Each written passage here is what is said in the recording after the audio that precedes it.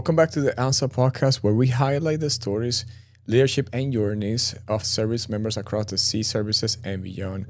I'm your host, Manuel Calo, and today I'm honored to welcome Sky A. Fortune, a retired U.S. Marine Corps sergeant who served as a Spanish Cryptologic Linguist. Sky's story is one of the resilience, leadership, and continuous growth, from representing the Marine Corps internationally in Japan to serving as a military ambassador in San Antonio, to overcoming a career-ending injury and pursuing higher education. Her journey reflects what truly means to live beyond the uniform. As always, the views and opinions expressed in this podcast are those the individuals and do not necessarily reflect the official policy or position of the Department of Defense, the U.S. government, or ANSO. Without further ado, I want to welcome Sky. Sky, how's it going? Hi, thank you so much for having me. Thank you, Sky, for being here today. Again, on behalf of the ANSO community and Jose Montalbán, Presidente of the ANSO, we want to welcome you to the podcast. Now, for the listeners, let's begin. Who is Sky Fortune, and what motivated you to actually enlist the Marine Corps back in 2019? So, who I am has gone through a lot of transformations, evolutions over my time growing up and even into adulthood as well. I would say a lot of it has been based off of all the challenges that I've had to overcome. It's taken a lot of resiliency, humility, maturity, and passion really to get to who I am now. I would say the person that I am now is someone who's very tenacious, someone who's resilient and persistent. And at the end of the day, too, I'm also a daughter. I'm a sister. I'm an aunt. I'm a family. Like family means a lot to me. So overall, that those are all the qualities I would say that encompass who I am today.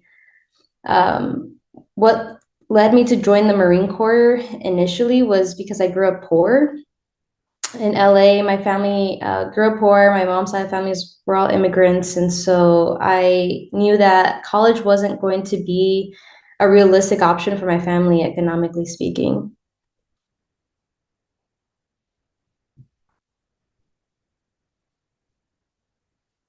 You're muted, so I can't hear you. So being poor, it was something that it was drove you to actually enter the Marine Corps. Do you remember back then? How was the process on joining the Marine Corps? Yes, so initially I wasn't sure what I wanted to do when I was in high school. I knew, Hmm. going to college was going to be difficult. And so there was a Marine Corps recruiter that came into the band room at the time. I was in the marching band and concert band in high school. And he initially planted the idea of the military in my head from the conversation we had. From there, as I thought about it a little bit more throughout my junior year, and I was like, okay, well, I knew there were a lot of benefits and resources to joining the military. And so I was actually going to try to join the Navy first. Okay. But ultimately, I ended up joining the Marine Corps, and that same recruiter, the conversations that we had overall and continuing on into the process, he sparked a fire in me and challenged me to really think about what I am truly capable of. And so, taking the ASVAB test, seeing what my scores were, and then seeing what jobs were available to me to join in the Marine Corps, that's kind of how I got into intelligence. Yeah, and then obviously, somebody, this recruiter like instilled that on you. You wanted to actually get more advice and how to get into the Marine Corps. So, how was the ASVAB back then? Remember, it was easy, it was difficult. Did you study, or it was something that you was like, okay, so I'm gonna go ahead and do this. So the ASVAB, when I did it, it's all digital, it's on the computers. Mhm. I would say the academic portions, like the math, the English part, like that wasn't too difficult for me, especially because at the time I was taking a summer class, I was taking pre-calculus, and some of it actually was brought up into the ASVAB. So I was like, oh, I just learned this, like I know this. I would say the more difficult part were the more abstract things that you can't really study for, like putting shapes together, kind of just those kind of weird puzzle-like components of the test. Mhm. Those, I didn't study for the ASVAB overall, just went in and took it from my education already from high school, and then just the way that my brain thinks. Okay. And, from there, that's kind of, I didn't spend time really studying for it, but I know some people do need to study for it.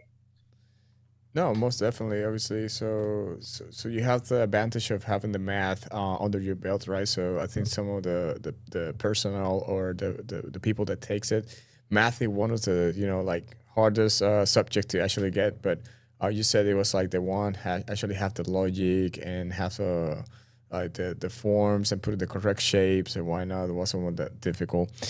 Now, once you went to the ASVAB, how was the job selection? I know we said that you went to intelligence and then Spanish Cryptologic Linguist. How was that offer to you? So when my scores came back, my recruiter was like, "You can have just about any job you want in the Marine Corps. What do you want?" And I was like, "I want to be infantry. I want to kick doors down. I want to shoot guns." Because I saw I thought what everybody saw on the TV. I was like, I want to be like those cool people there, that Yeah. get to kick doors, right? And he was like, "You're too smart for that. No." uh, so from there, he's like, "Okay, what do you want to do long term in your life, in your career?" And I told him one of my bigger goals that I envisioned myself doing is creating change by serving my country. I wanted to be in the government somehow. And that's when he presented intelligence as an option for me. And he said, "Okay, Mm, well, you can go into intelligence, and this will open up a lot of doors for you. The Marine Corps invests a lot of money in you, into training you. And when you decide to get out of the Marine Corps, there's going to be a lot of job opportunities for you." okay. Yeah, I think that's, and we're gonna get to that part of the story in a moment, right? So we know you're a veteran of the Marine Corps and your transition. But what does a Spanish cryptologic linguist does? Like for those that doesn't know, maybe they have that, like that. Maybe they know Spanish and something that maybe can take advantage in the Marine Corps.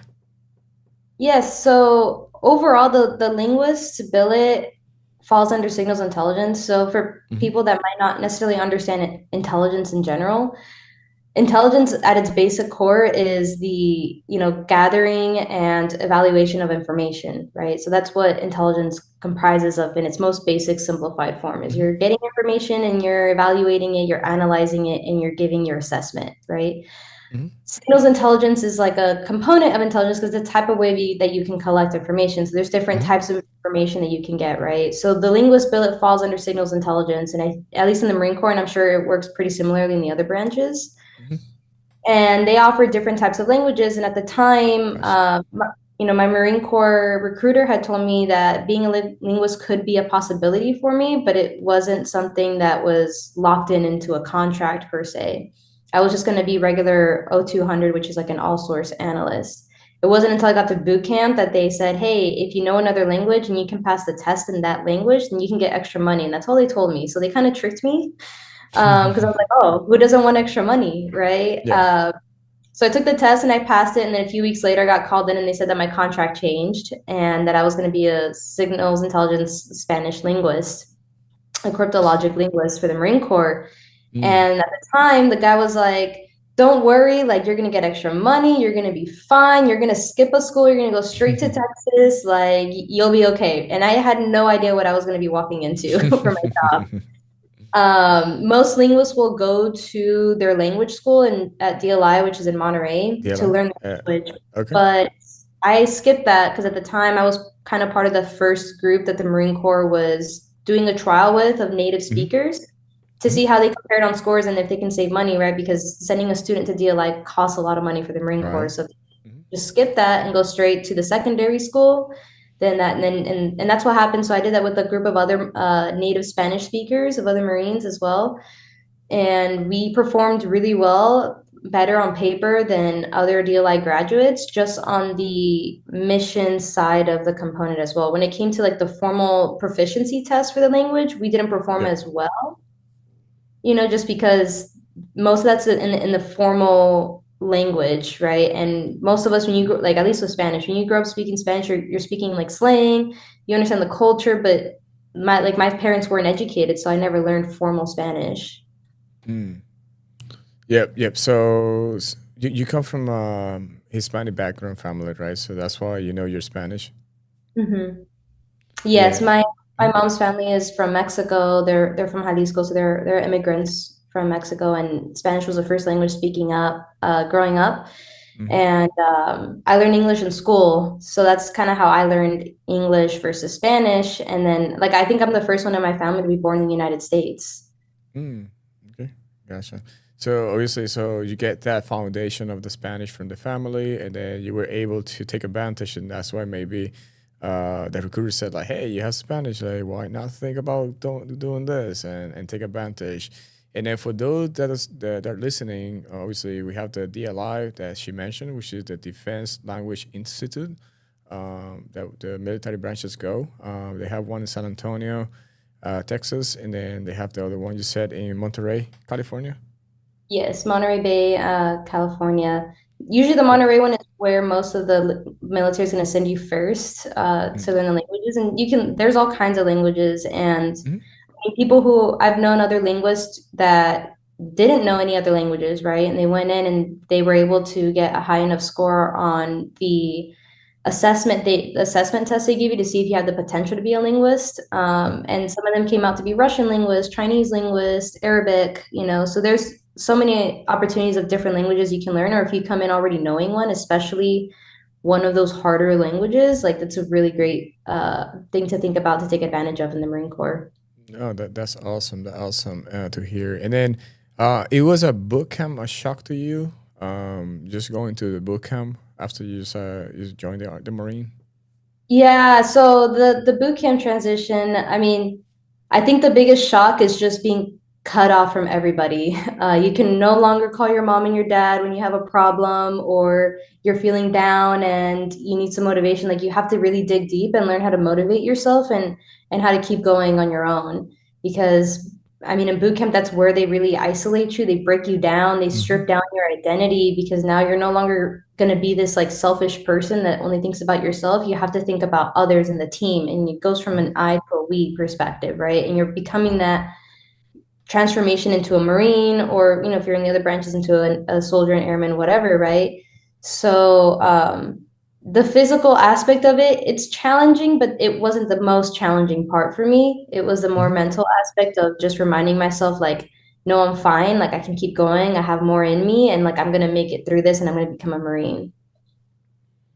Yeah, no, obviously, once you're a Marine, right? So they gonna do the indoctrination to the core, and then they're gonna, like you're gonna learn new crafts. Now you're gonna not only the physical aspect, the mental aspect, also how to shoot a weapon that you maybe never shot before, and how to do like take care of your battle buddies if they get injured, and CLS and all this new craft. Because it's not only about the Spanish cryptology linguist, that they're about to go in, but it's about being a Marine, right?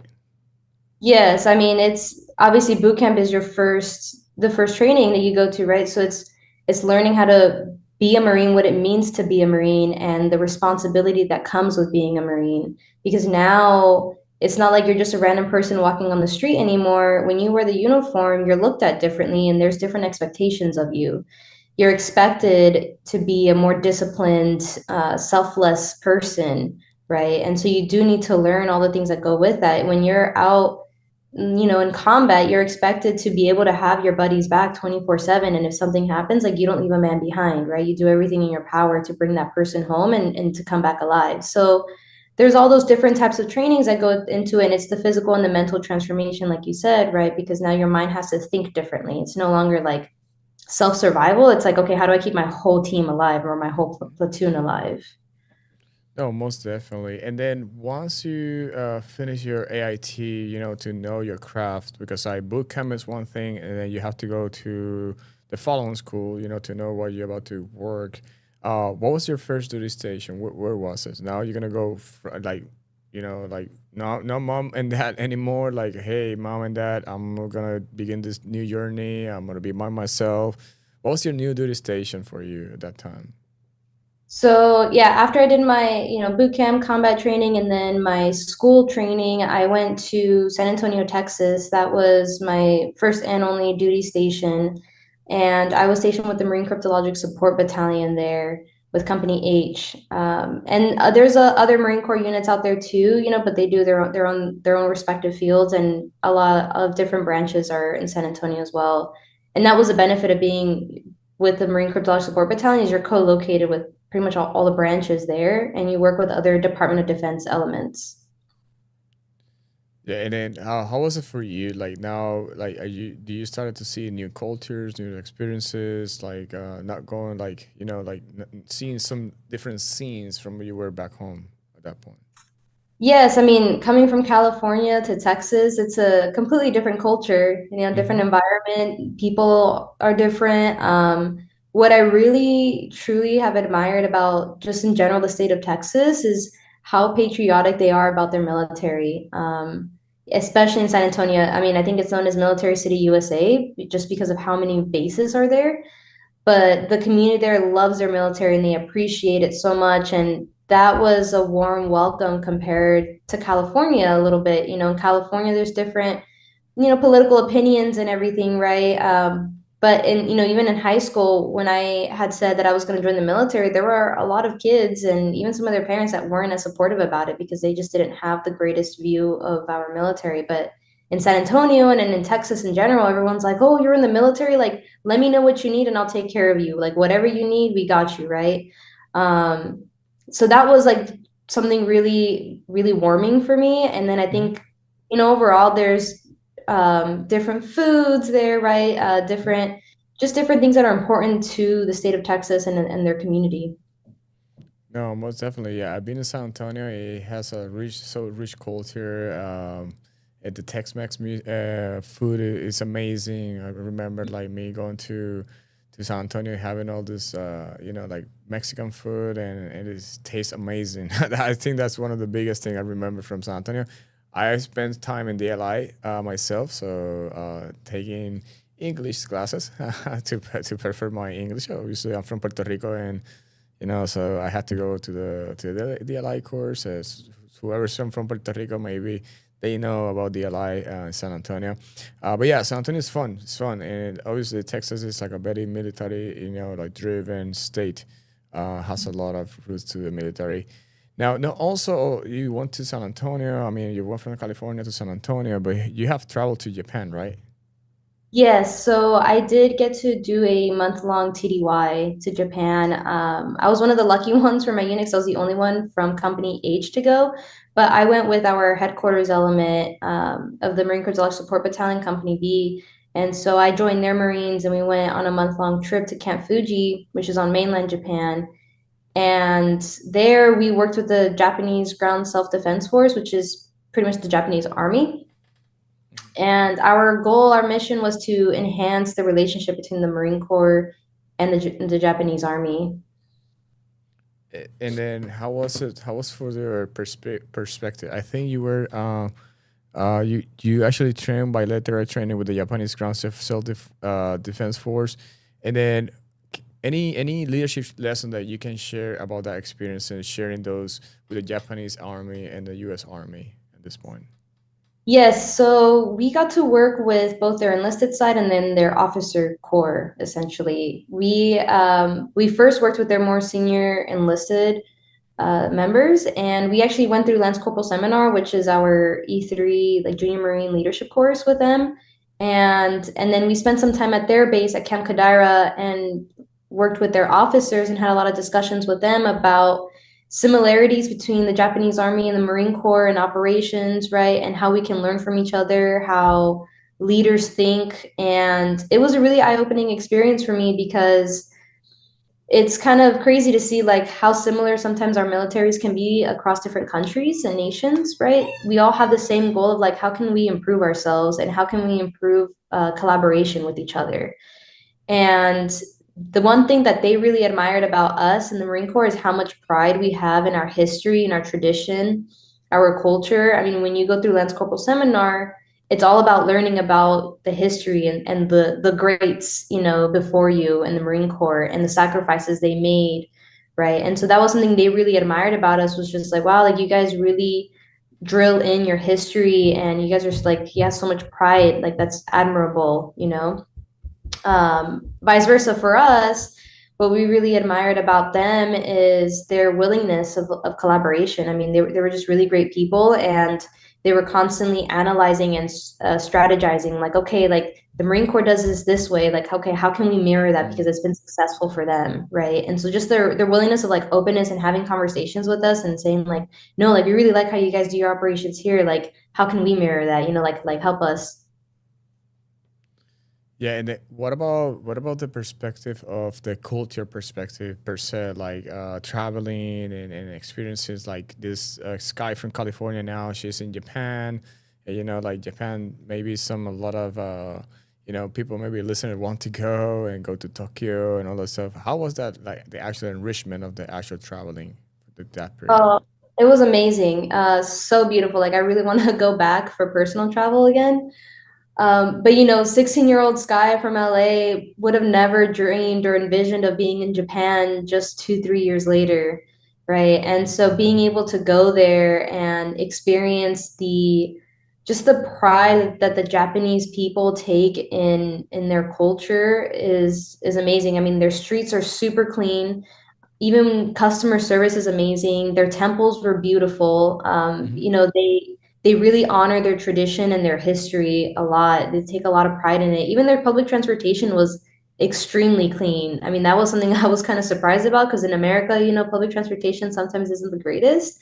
Okay. But in Japan, it was so clean. Everyone's super respectful. There's like quiet zones. There's special trains for women only after a certain time. Like they try their best to make you feel safe.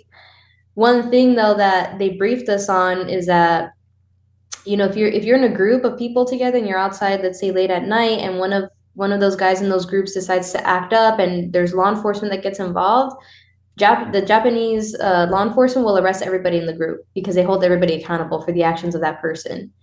And in America, we're used to the remaining silent when you get in trouble with the law. But the Mhm. Japanese, they really respect honesty. So for them, it's the opposite. Like if you remain silent, it's going to go worse for you. Versus if you own up to your Wow. mistakes, you apologize, they're more likely to let you go and release you. Oh wow, Yeah. that's so well. That's a cultural shock right there, right? Just Yeah, understanding. it's like most people in America are used to like I'm going to remain silent until I get my lawyer, but the Japanese are like, oh, Fifth you remain Amendment. silent. Yeah, I want to Fifth Amendment, and that's it. I'm not gonna say anything until I get my lawyer. And then the Yeah. Japanese like, well, if you do that, I think you're gonna be worse for for you. I mean, that's again, that's part of the culture, right? Understanding different cultures. I mean, obviously, we live in the United States, and we know everything. I mean, not everything, but how we operate in the United States. But understanding all the cultures is part of what we do, and that's great that you were able with the Marine Corps actually have this travel and see the other side of the world in Japan. Now, coming back from Japan in 2023, you were chosen as a military ambassador for the Fiesta in San Antonio, Texas. How do you feel? How do you feel to be trusted with representing the Marine Corps in such a public and cultural way that back then? So I was honored to be selected, and most people probably don't really know what Fiesta is in San Antonio just because it's not necessarily a well-known thing nationwide. But in San Antonio, so Fiesta, they call it a 10-day party with a purpose. Schools will actually give the week off of their students to go attend Fiesta events and celebrations, and it's very important to the community. And the military has been part of that celebration since its inception. And it's an opportunity for philanthropic organizations, charity organizations, and even just community-based organizations to raise money for the city and also for scholarships to provide to students, people in need, things like that. And also for all the different cultures in San Antonio to come together and highlight and showcase, their culture as well, bring awareness to their culture. And so it was my unit's turn this year to select two non-commissioned officers, two NCOs to go, one male and one female to represent the Marine Corps. And so my unit selected me, which was, I was very honored for it out of, other people that could have been chosen as well. And being in the public space was initially I was a little nervous about it just because, when you work in the intelligence community, you're always taught stay away from the public image, don't be in the Mm. public space, right? And so that was a little, nerve-wracking for me a little bit, just because I was like, okay, like now everyone is going to see me. Everyone, is going to look to me. So all of my Mm. actions will be reflected on the Marine Corps, right? And I wanted to make sure that I represented properly and I honored my branch in the way that it should be.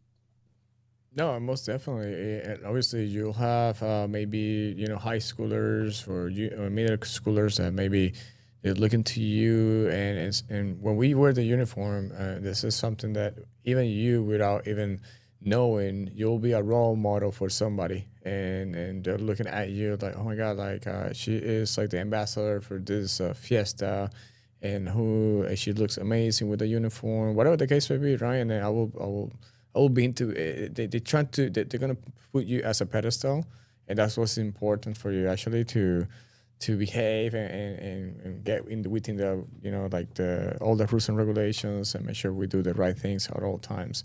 That calls integrity, right? But that's great. Great to hear that you got selected back in 2023. But now, I know Sky, you're like a hard charger. You said from the get go that you want to kick doors and you wanted to actually be a infantry and all this stuff.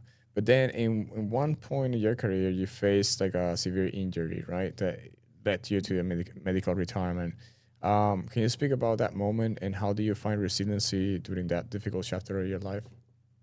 Yes. So during that time, I had goals to go to MARSOC SOX training, which is Marine Special Operations. It wasn't to be a raider, which, most people think about the operators. It was going to be a SOX, which is a specialist in my field. And obviously, their training is still pretty rigorous as well. It's a very difficult training. Not a lot of people are able to fully complete it because they get injured from it. And so I was training to go to the training, so I hadn't gotten to the training yet.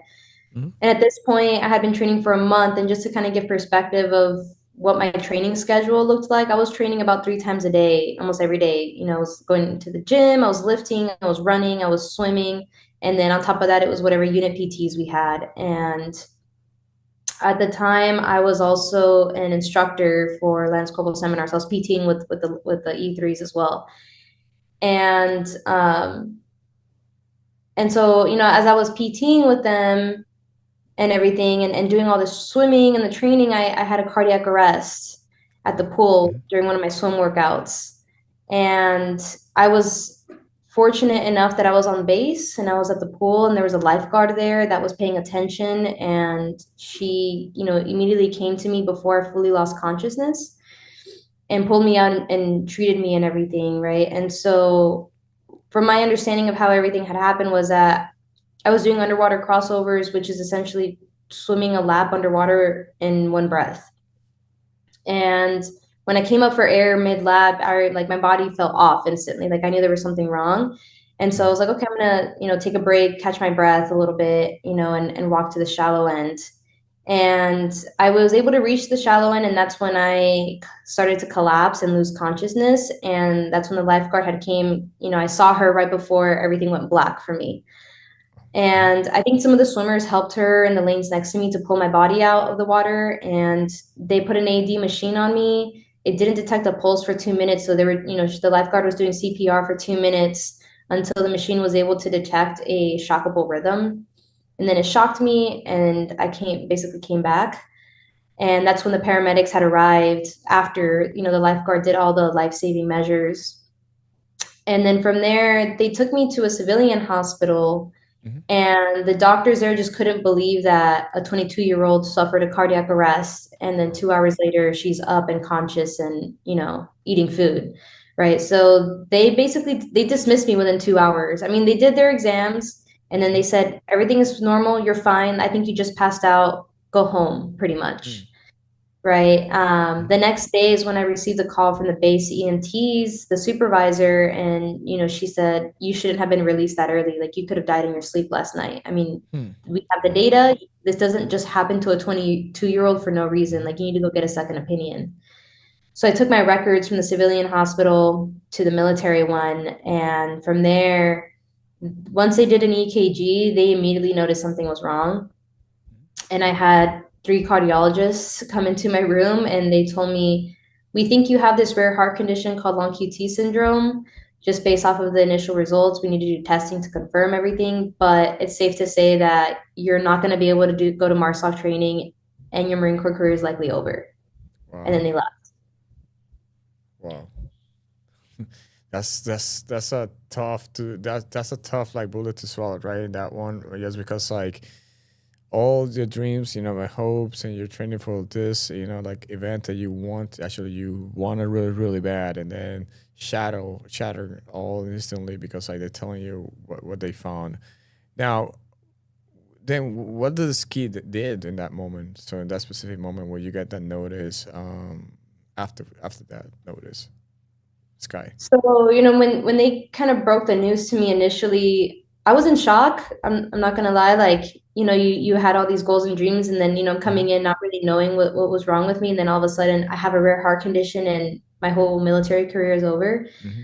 I would say like I cried for a few minutes after they had left the room, just because I was processing like everything. It felt like all of my hopes and dreams had been crushed. All my plans A through Z revolved around the military. I was planning to do a full 20-year career, and I had different paths and goals that I wanted to do. And at least specifically in this instance with MARSOC, it wasn't so much that, oh no, like I can't go do this training. It was just the fact that I had so many people rooting for me and counting on me, saying like, you're going to do it, Sky. You're going to be one of the first 5 females in our field to complete the training. Like, you're perfect for it. Like, we believe in you. I had senior leaders in my command mentoring me and guiding me through this process. And I was trying to set this role model for the younger generation in my family too, my little sister and some of my nieces and nephews. And so in that moment when they told me I wasn't going to be able to do any of that and it was over, I felt so disappointed and so ashamed in myself, even though I knew this was something out of my control. Like, it wasn't something it wasn't my fault, but just that initial disappointment of like, wow, like I let all these people down. These people were all rooting for me, and now I let them down. Like, now I'm no longer this role model for my family and for other younger generations of women out there. So that was the hardest thing for me to overcome mentally, was that disappointment and shame that I felt in myself.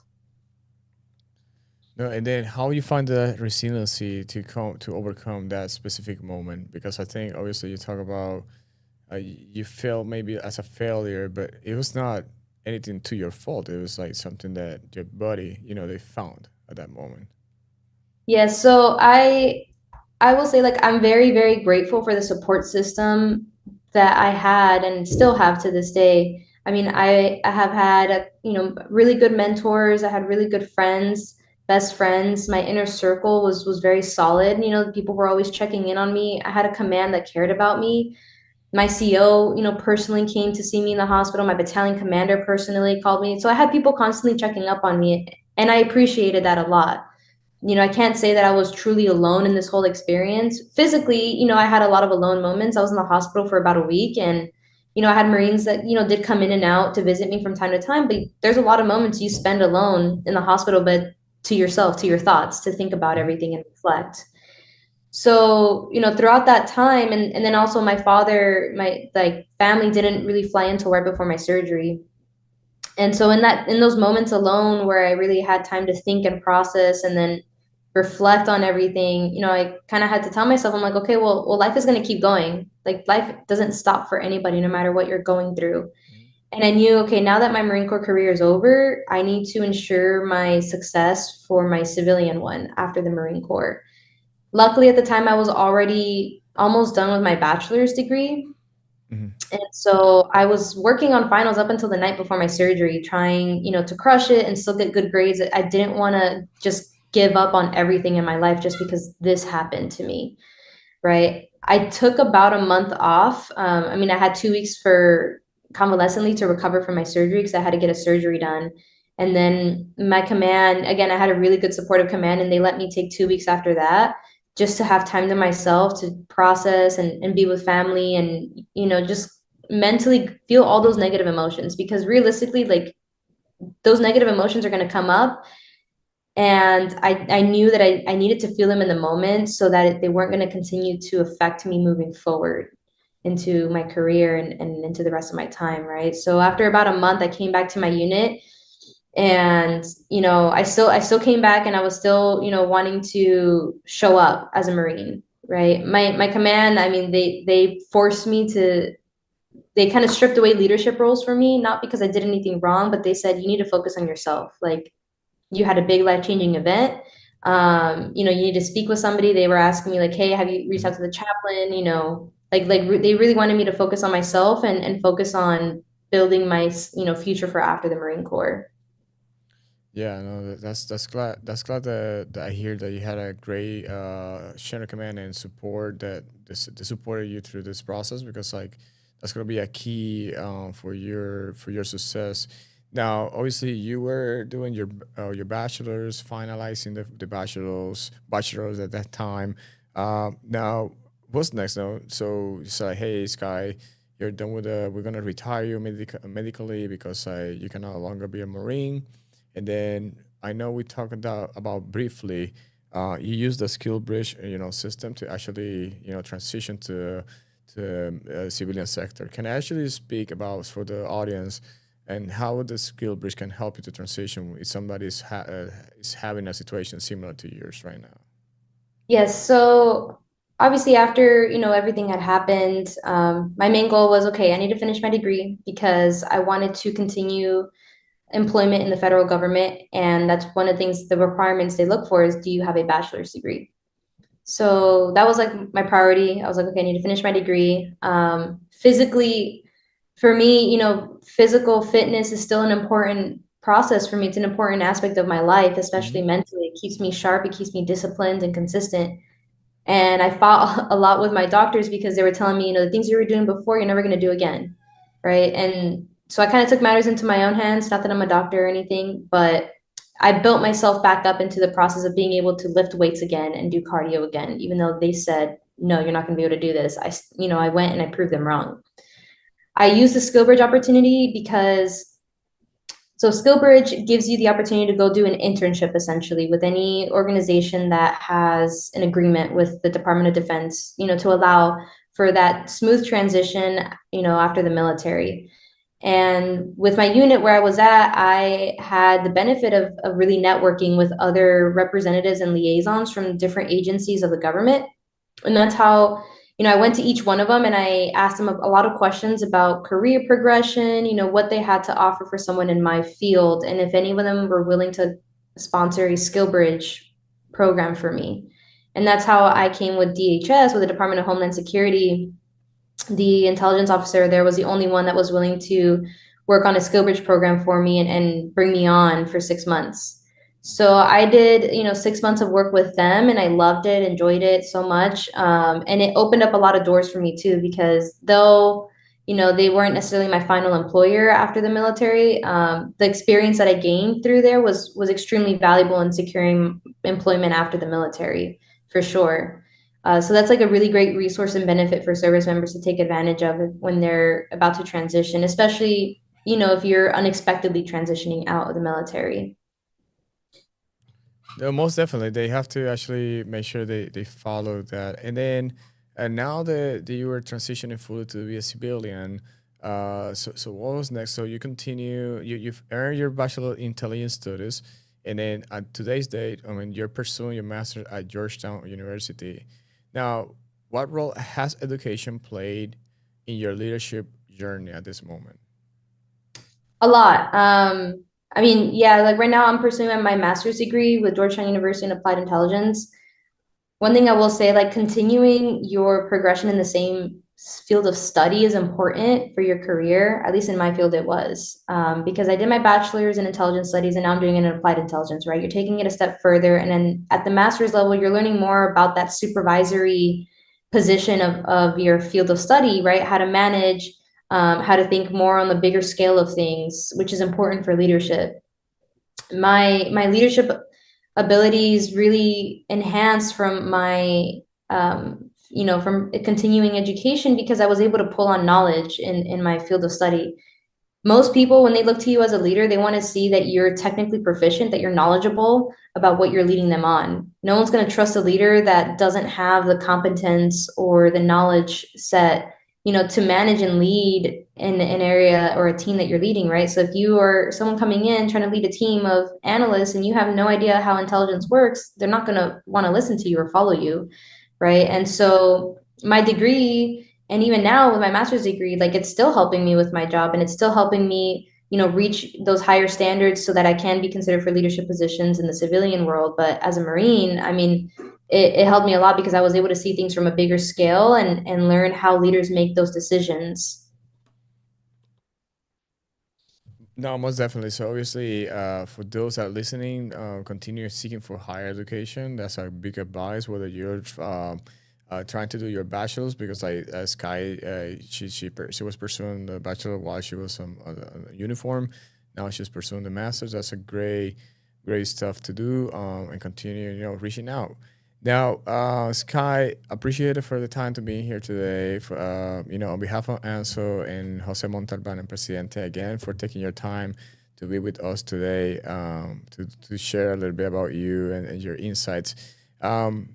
So before we actually wrapped up the podcast, going back to that moment, I'm curious. Yeah, so doctor said that you couldn't do any more like weight, couldn't like run anymore.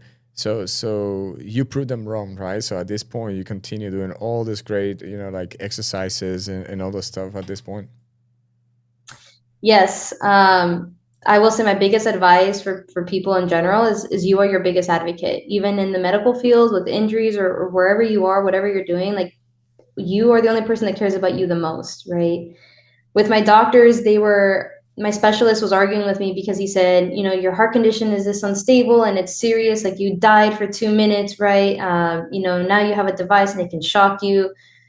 They were planting a lot of fears in my head about continuing physical fitness, but I knew deep down that like no, not moving, not doing anything is not good for me either. And I'm so young. I don't want to be unhealthy by the time I'm 30 because I'm not moving at all and I'm not doing any workouts. I'm not, properly taking care of my body. And so part of that too was mentally I was trying to build myself back up. I felt like I took a big defeat, a big loss when I went through my injury, and I wanted to prove to myself that I'm still strong and I'm still capable as a person.